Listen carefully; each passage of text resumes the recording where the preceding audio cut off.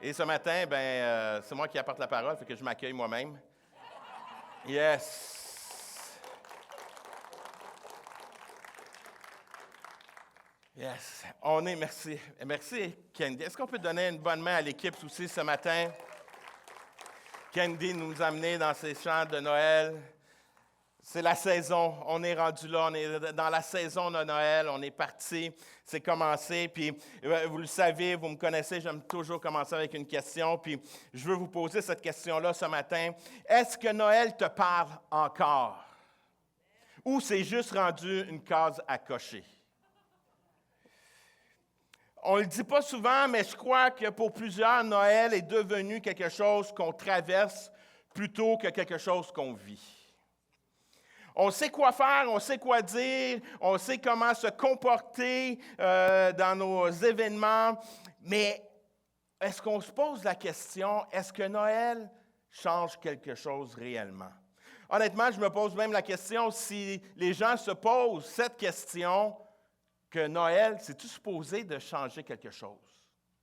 Est-ce que Noël est devenu juste des traditions? Et laissez-moi vous dire, les traditions, c'est quelque chose de merveilleux. J'aime les traditions. Je suis quelqu'un qui fait des traditions.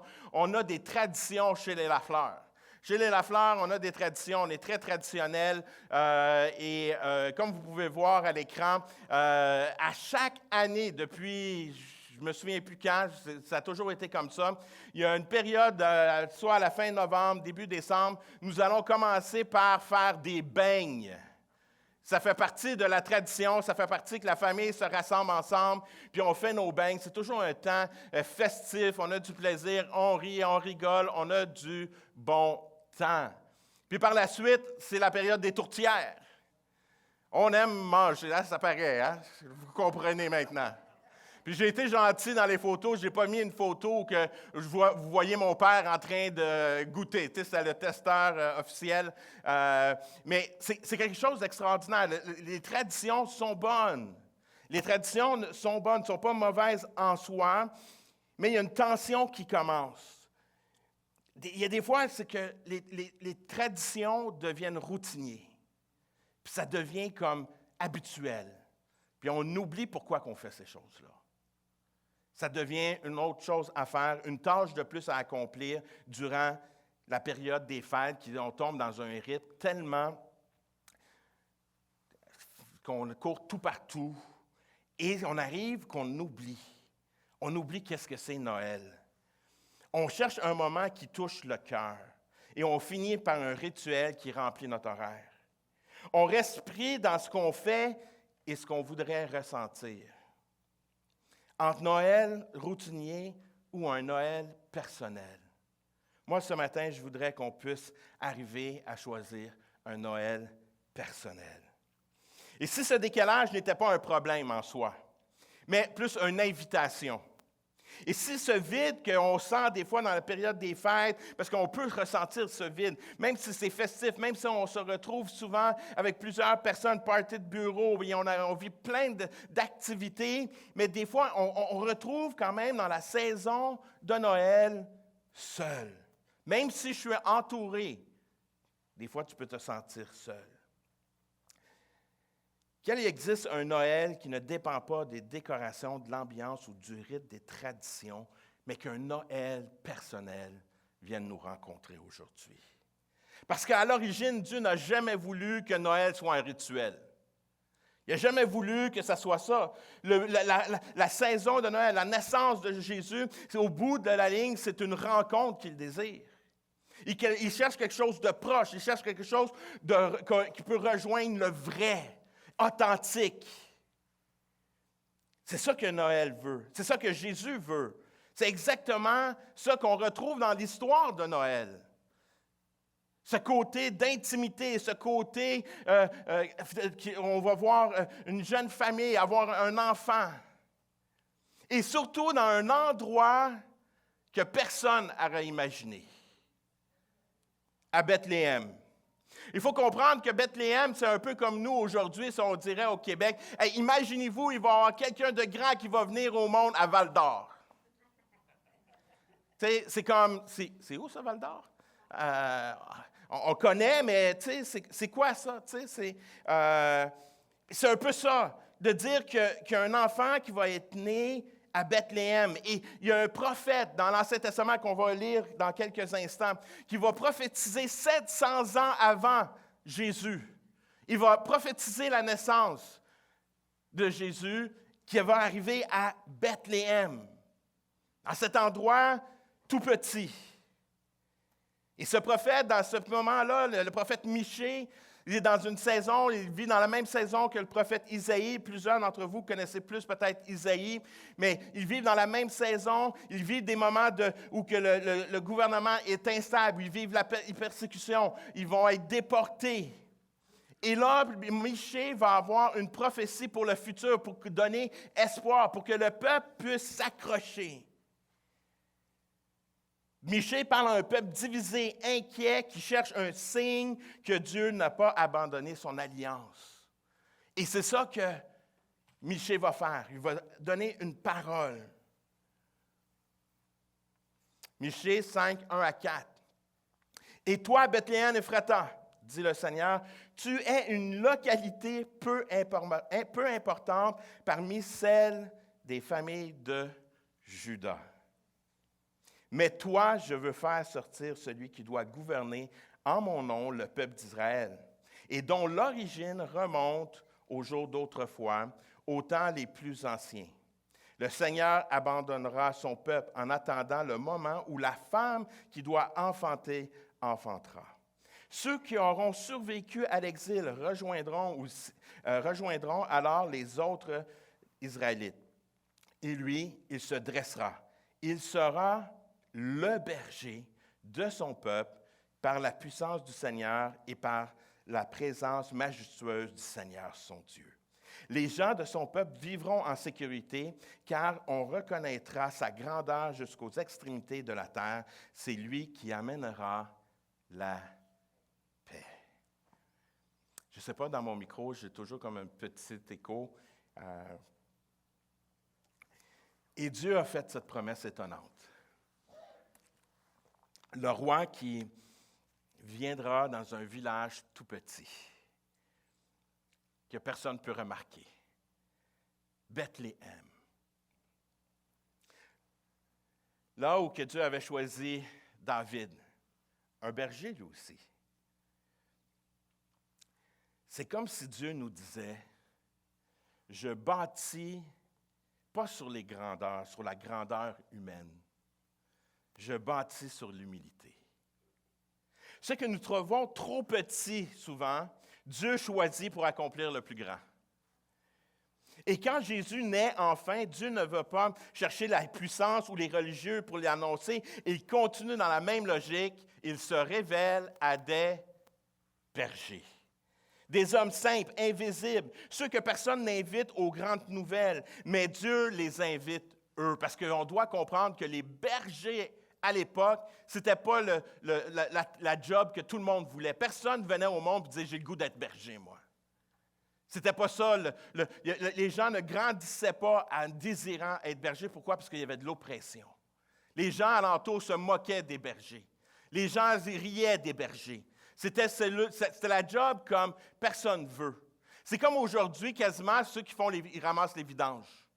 C'est qui vient au monde et dit, OK, un jour, là, moi, là, dans ma vie, je vais ramasser les vidanges. Est-ce que vous me comprenez? C'est pas personne. Mais c'est une job importante. Oui, vous êtes tous contents qu'ils viennent chercher vos vidanges à chaque semaine, right? Puis quand ils ne viennent pas, on chiale. Berger, c'était ça. On rit, on se moque, personne ne veut ça. Mais berger, à l'époque, c'était un peu comme ça sent le mouton, ça pue. Il n'y a rien de glorieux. Et Dieu se révèle aux bergers, aux personnes ordinaires, simples, petites personnes. C'est pour ça que moi, les Écritures me rejoignent. Ça me rejoint. Parce que savez-vous quoi? Je me sens comme ça, petit. Puis je sais que Dieu se révèle à des gens comme nous, simples, ordinaires, authentiques, vrais. Et c'est ça qu'on cherche. Et Dieu se révèle dans ce moment-là. Parce que Dieu, au bout de la ligne, il nous invite et il recherche les cœurs ouverts. Pas des statues, pas des rituels. La prophétie annonce un roi humble dans un lieu humble. L'histoire des bergers montre que Dieu se révèle à des gens humbles. C'est son style. Et Michée ajoute quelque chose d'encore plus beau. Le Messie viendra comme un berger. Simple, authentique. C'est ça qui est venu Jésus. Celui qui connaît les routes, celui qui nous rassemble, le cœur dispersé, celui qui porte, protège et prend soin. C'est ça le berger. Le berger, c'est lui qui va le rediriger. Alors, quand les bergers entendent la nouvelle des gens, ils ne sont pas juste des témoins, ce sont des personnes qui sont capables de pouvoir se rejoindre, de connecter avec. C'est là que Noël devient vraiment personnel. Et si le berger connaît ta voix, il connaît ton chemin, il n'a aucun problème à entrer dans ta nuit pour venir te chercher. Parce que qu'est-ce qui est beau quand on regarde l'histoire, puis on va lire tantôt, c'est que Dieu va se révéler au berger la nuit. Dans tes souffrances, dans tes moments les plus difficiles, dans les moments où c'est sombre, Dieu se révèle à toi. Peut-être que ce n'est pas l'endroit où que tu voudrais te retrouver, mais laisse-moi te dire, c'est l'endroit où que Dieu va te rejoindre. Tu vois, quand on regarde Bethléem, les bergers, on réalise quelque chose d'important. Dieu fait exprès d'aller où que personne regarde. Il choisit ce qui est petit, discret, humain, pour montrer à quel point il veut être proche avec toi. Et ça nous amène une première réalité très personnelle. Dieu se révèle souvent dans des endroits plus simples qu'on imagine, dans ce qui est humble, dans ce qui est vrai, dans ce qui ressemble à ta vie dans tous les jours. C'est là qu'il te rejoint. C'est exactement ce que Michée veut que son peuple comprenne, que les bergers vont découvrir cette nuit-là. Ce que nous trouvons trop petit, trop simple, pas assez important, c'est souvent exactement là que ça commence. C'est exactement là que ça commence. Dieu commence dans le petit pour rejoindre le personnel. À Bethléem, ce n'était pas un choix logique. Ce n'était pas Jérusalem. C'est petit, ordinaire. Ce n'était pas stratégique. Il n'y a personne qui aurait fait ça, sauf Dieu. Dieu, lui, connaissait le lieu exact. Dieu avait choisi cet endroit. Ce que nous trouvons simple, Dieu l'appelle un point de départ. C'est là qu'il veut commencer cette relation avec toi. C'est là qu'il veut te rejoindre dans les petits détails de ta vie, puis que ça devienne personnel. Que Noël devient personnel, que Jésus devient personnel. Si Dieu est capable d'entrer dans des endroits que tout le monde ignore, il est capable d'entrer dans une partie de ta vie que toi-même que tu ignores. Il est capable. Il veut te rejoindre là où que tu es, dans les doutes, les questions, les projets. Il veut te rejoindre là où que tu es. Il veut rentrer en communion avec toi. Dieu ne choisit pas la grandeur, il choisit la proximité. Il veut vraiment qu'on puisse connecter. Jésus il aurait pu rentrer dans la capitale de Jérusalem. Tu sais, souvent, on pense que c'est les grandes choses. Non! Il va à Bethléem. Il va près de toi, dans quelque chose de simple, de proche.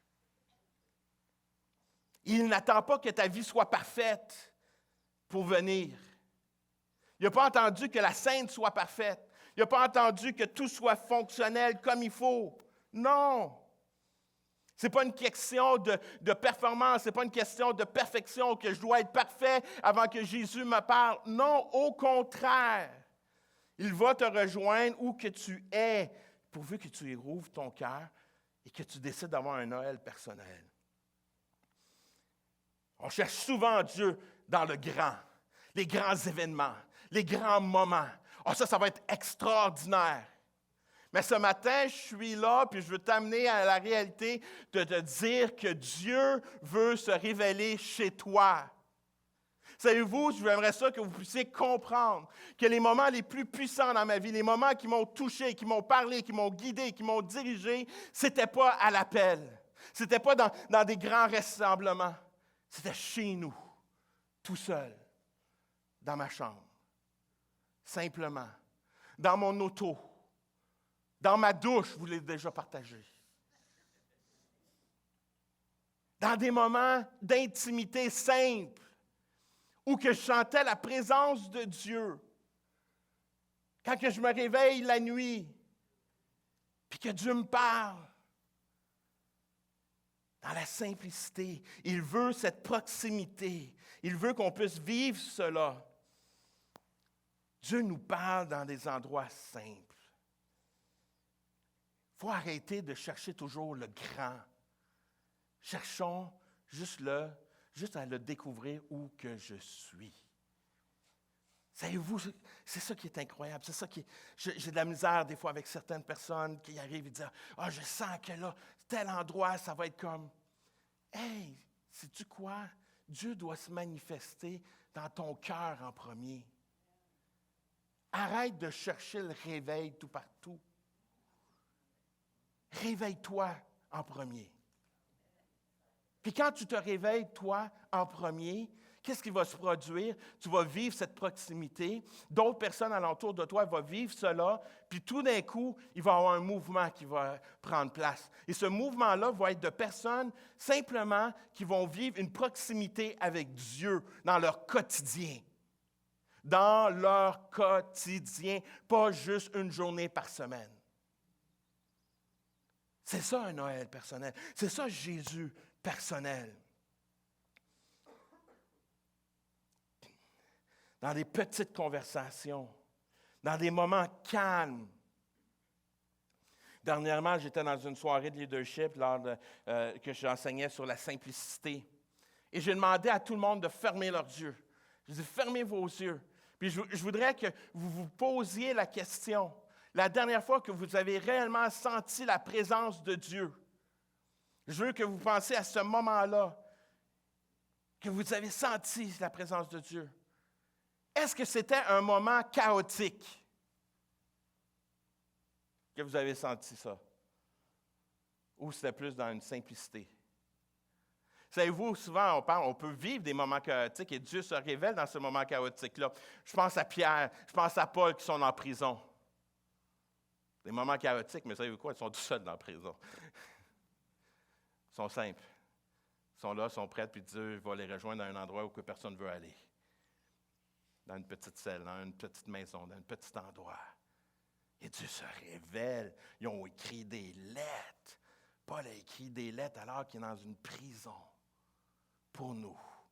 Dieu veut être personnel avec toi. Il veut, dans des conversations simples, il veut que tu puisses apprendre à être fragile devant lui. C'est ça que Dieu recherche.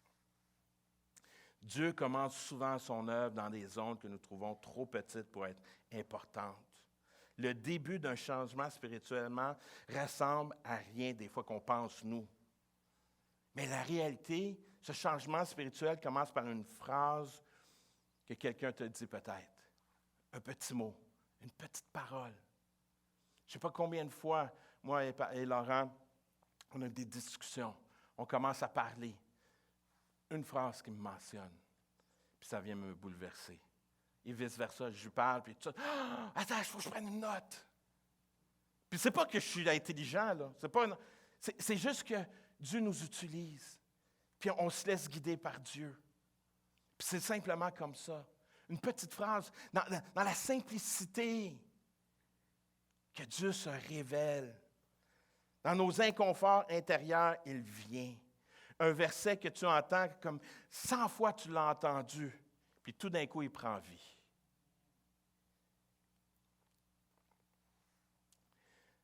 Rappelez-vous, il l'enseigne, Jésus l'enseigne, mais c'est une illustration tellement vraie, simple, et qu'on l'a entendu souvent, mais la réalité, qu'est-ce qu'on sème, c'est qu'est-ce qu'on va récolter. Si je sème de l'intimité avec Dieu, savez-vous qu'est-ce que je vais récolter? De l'intimité. Si je sème quelque chose de personnel avec lui, je vais récolter quelque chose de personnel. J'aimerais ça te dire, ce qui te semble minuscule aujourd'hui peut être fondamental pour Dieu. Pour le petit geste peut-être que tu penses que tu dois prendre, les petites décisions que tu dois prendre, laisse-moi te dire que tu dis, ah non, Dieu il se révèle, c'est trop petit pour... Non, non, c'est parfait. C'est justement ça que Dieu veut. Il veut se révéler dans ces moments-là. Dieu n'attend pas que ça soit parfait pour commencer. Il attend simplement que tu sois prêt à l'écouter. Il n'attend pas que ta vie soit réglée. Il commence là où tu es, même si c'est petit, même si c'est caché. Je me rappelle des fois des décisions, des choix que j'ai pris dans mon enfance, qu'à l'époque, je n'avais aucune idée. C'était pas aujourd'hui, plus que quand tu es vieux, tu regardes qu'est-ce que tu as fait quand tu étais jeune, puis c'était innocent. C'était pas vraiment réfléchi, mais ça a démarqué ta vie quand même. Il y a des décisions que, quand j'étais jeune, que j'aimais ça aller à l'église. Moi, j'étais jeune ado, puis j'allais à l'église tout le temps.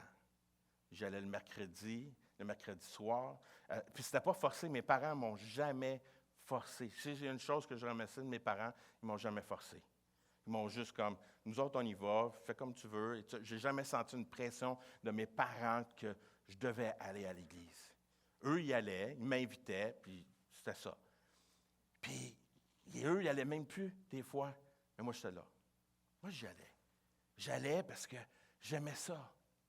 J'aimais d'être à l'église. J'aimais ça, être dans la présence de Dieu. J'aimais ça. J'allais le vendredi soir, j'allais le dimanche matin, dimanche soir à l'époque. Mais je réalise que tous ces choix-là que j'ai faits, qu'au début, ce n'était pas comme « Hey, je sais que je vais devenir pasteur, fait que je vais y aller ». C'était pas ça, là. C'était juste, j'aimais ça être dans la présence de Dieu. J'aimais ça être là. Puis dans des petits gestes comme ça, je réalise que Dieu m'a accompagné toute ma vie. Des fois, il y a des gestes, des choses qu'on fait, puis des fois, on ne sait même pas pourquoi on le fait, mais ça nous façonne, parce que Dieu est au centre. Dieu ne fait pas que commencer quelque chose. Il nous accompagne comme un berger. Michée annonce qu'un roi qui aura un cœur de berger. Un cœur de berger, c'est quoi? C'est quelqu'un qui guide. C'est un roi qui guide, qui rassemble, qui protège, qui donne la paix. Ce n'est pas un chef distant, c'est quelqu'un qui connaît le chemin et qui connaît ta voie. J'aime l'histoire de cette parabole qu'on retrouve dans les Écritures, où que le berger va chercher une brebis perdue. Savez-vous qu'est-ce qui est merveilleux? La brebis peut-être était là, « Ah, je ne suis pas prête. » Pas tout de suite. Je ne suis pas intéressé, tu vois, je me suis éloigné des 99 autres. Je me suis éloigné. Puis, le berger, il l'a laissé partir à un moment donné. C'est quand il a décidé de compter, il dit « Ah, il m'en manque une. » Il n'a pas dit « Je vais attendre qu'elle revienne. » Le berger a été la voir. Il dit « Tiens, je suis là. Où tu es rendu dans le fin fond du bois, dans le fin fond du désert, je ne sais pas où tu es rendu, mais il va, puis il prend soin de toi. » C'est ça le berger. C'est ça un berger que Dieu est. Et c'est ça qu'il est aujourd'hui. Il prend la brebis, quand il la retrouve, puis qu'est-ce qu'il fait? Il la met sur ses épaules. Puis là, il fait le chemin avec. C'est lui qui porte le poids. Moi, c'est pour ça que des fois, je dis, je ne suis pas un berger. Quand je regarde Jésus, le modèle de modèle, moi honnêtement, probablement, j'ai dit, « Hey, tu m'as fait marcher ça pour la retrouver. Je m'excuse, toi aussi, tu vas marcher. » Non, ça ne marche pas comme ça. Là. C'est ta faute que je suis ici. Les 99 autres, là, je ne suis pas là avec eux. Je suis venu te chercher. Hey, tu as des conséquences. Marche. Mais Dieu n'est pas comme ça. Il dit, hey, tu t'es éloigné. Tu souffres. Je vais te prendre puis je vais te protéger. Je vais te prendre sur mes épaules. Personne ne va prendre soin de toi. Là. Personne ne va t'arriver. Tu peux te reposer. Là. Viens, je te prends, puis je te ramène avec les autres.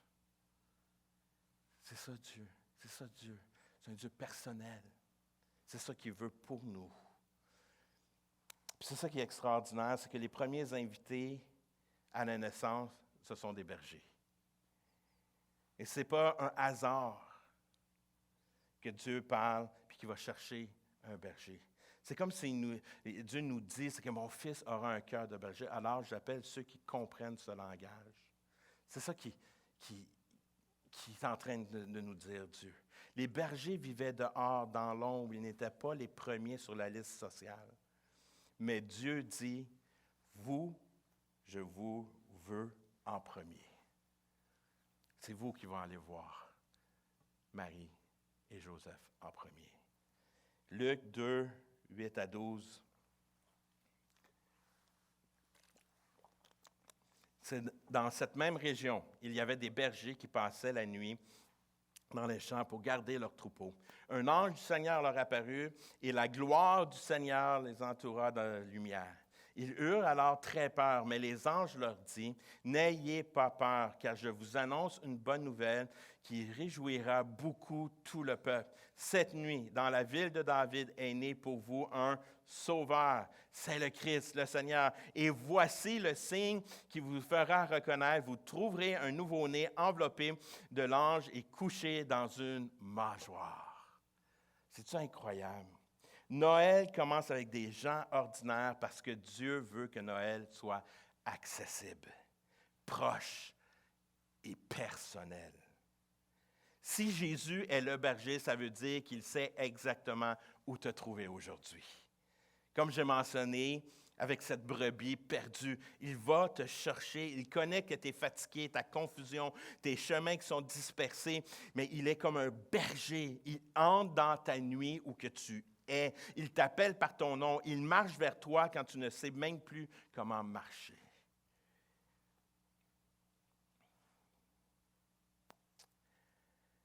Et si Noël devient personnel, parce que Jésus est notre berger, c'est-tu merveilleux? Alors que peut-être tu te sens loin, peut-être tu te sens brisé, peut-être tu te sens dispersé, parce que tu es affairé à rencontrer mille et une tâches, mais Dieu commence aujourd'hui par une simple invitation. Est-ce que tu as le goût d'un Noël personnel? Et moi, ce matin, je t'encourage à ce moment-là. Je t'encourage à cela. Quand tu réalises qui est ce berger, comme s'il se rapproche de toi, comment il entre dans ta nuit, tu comprends quelque chose d'essentiel. Sa présence n'apporte pas seulement du réconfort, elle amène la paix. Une paix réelle, solide, qui marche avec toi. C'est exactement ce que Michée a annoncé, qu'il nous apportait la paix. Dieu ne donne pas seulement la paix, il amène la paix. Parce que donner, c'est laisser quelque chose et partir. Amener, c'est venir avec et c'est être présent. Quand je donne un cadeau, je le donne, je suis content, la personne déballe le cadeau, est excitée. Puis après ça, qu'est-ce qu'on fait? Bye bye. Mais voyez-vous, c'est là la différence avec Dieu. Dieu nous donne la paix et il emmène la paix aussi, parce qu'il reste là avec nous. Il reste avec nous dans cette proximité. Alors qu'il est en communion, en relation, puis peu importe l'endroit où que je me retrouve, la paix s'y retrouve parce qu'il est avec moi. La paix dont Michée parle n'est pas une ambiance, c'est une présence. Le peuple de Michée ne cherchait pas une atmosphère. Et pourtant, on travaille tellement fort pour créer des atmosphères. Je suis le premier. On aime décorer la maison, mettre le sapin. On veut que ça soit joyeux. On met de la musique. Comme vous avez vu dans les traditions de la fleur, on aime bien écouter du Michael Bublé, de Noël. On aime ça, c'est l'atmosphère de Noël. C'est joyeux. Mais ce n'est pas ça que Michée veut pour son peuple. Ce n'est pas ça que Dieu veut pour nous. Il ne veut pas que ce soit simplement une belle atmosphère. Il veut que ce soit quelque chose qu'on puisse expérimenter. C'est lui qui emmène la paix. Il ne nous parle pas simplement de moments calmes. Il parle d'une personne qui marche avec toi. La paix biblique, ce n'est pas l'absence de problème, c'est la présence du berger. C'est ça la réalité. La paix vient d'un berger qui sait exactement ce qu'il fait. Et ça, c'est rassurant. Ça, c'est rassurant. Un berger n'élimine pas le danger, mais il sait guider au travers.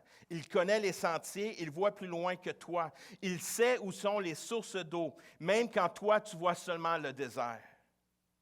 La paix ne vient pas quand tu comprends tout, elle vient quand tu fais confiance à celui qui comprend tout. C'est lui. Je fais confiance. Moi, je ne comprends pas.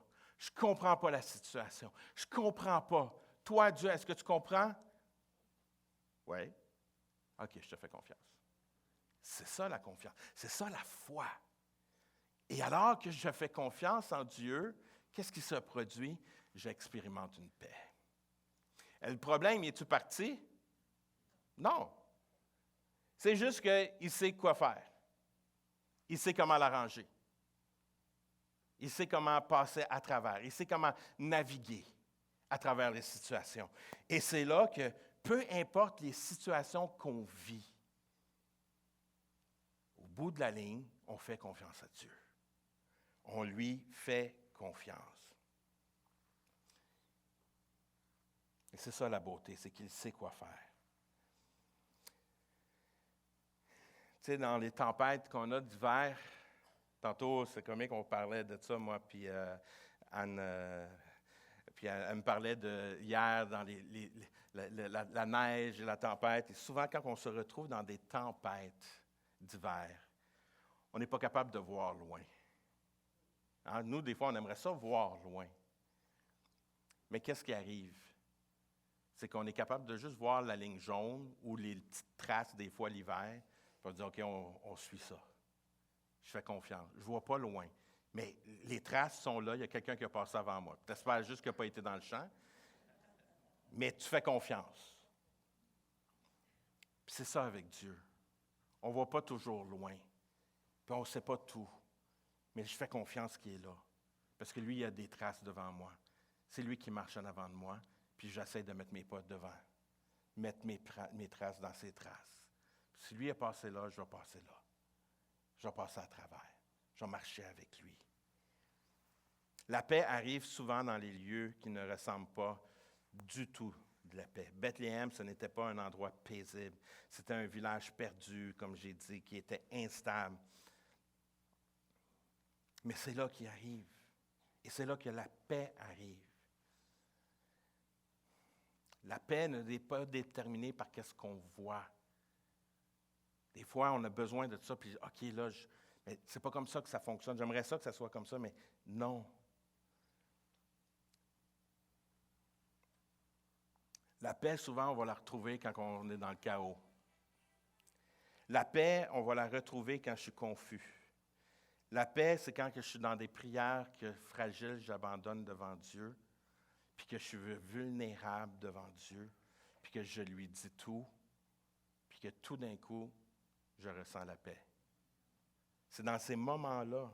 C'est dans des moments où que souvent que je ne pense pas que je vais retrouver la paix, mais c'est là que j'y retrouve, parce qu'il est là. La paix de Dieu est active, elle n'est pas passive. Elle restaure, elle rassemble, elle stabilise, elle protège. C'est une paix qui garde ton cœur même quand tout le monde bouge. Tu peux voir les choses, ça peut être terrible. Il y a plein de choses qui peuvent nous arriver. Mais j'ai une paix quand même parce qu'au bout de la ligne, je sais que Dieu est au contrôle et je lui fais confiance. Et c'est ça Noël. Noël, c'était le tumulte, mais même dans le tumulte, tu peux y ressentir la paix parce qu'il est avec toi. Noël nous rappelle que la paix n'est pas loin, elle est venue vers nous. Elle est venue vers nous. Elle est venue vers nous. Ce matin, alors que je termine, je vais inviter l'équipe de louange à bien vouloir prendre place. Noël nous rappelle une chose simple. Dieu vient vers nous. Il ne se compte pas d'annoncer la paix, il l'emmène. Il ne reste pas loin, il marche jusqu'à notre réalité. Et c'est là que tout devient personnel. Parce que le même Dieu qui a rejoint des bergers dans la nuit ordinaire peut te rejoindre dans tes propres nuits. Dans tes questions, dans ton rythme trop chargé, dans tes besoins, il est prêt à rencontrer ton besoin et t'apporter la paix. Et peut-être que cette année, quelque chose peut changer. Peut-être que ce Noël, celui que tu connais par cœur, peut devenir un Noël vécu, un Noël proximité, un Noël qui vient personnel. Quand le traditionnel devient personnel, c'est quelque chose d'extraordinaire. Je veux t'inviter à laisser Dieu faire ce pas vers toi. Laisse la paix entrer là où tu en as besoin. Pas plus tard, pas ailleurs, ici, maintenant. Peut-être que tu arrives ici avec du bruit dans ta tête, des inquiétudes, un cœur dispersé. Peut-être que Noël a perdu un peu de sa lumière pour toi. Ou peut-être que tu ne sais même plus quoi espérer, mais voici la bonne nouvelle. Le berger n'attend pas que tu sois prêt, il vient vers toi.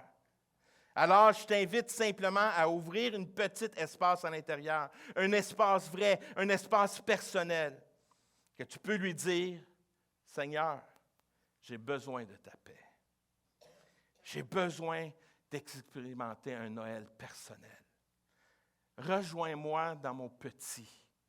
Rejoins-moi où que je suis, dans mes inquiétudes, dans mes doutes, dans mes questionnements. Rejoins-moi. Seigneur, je veux ce Noël personnel. Je veux expérimenter ta paix. » Et ce matin, j'aimerais ça terminer avec le psaume 23, qui nous dit, un psaume que plusieurs d'entre vous connaissez.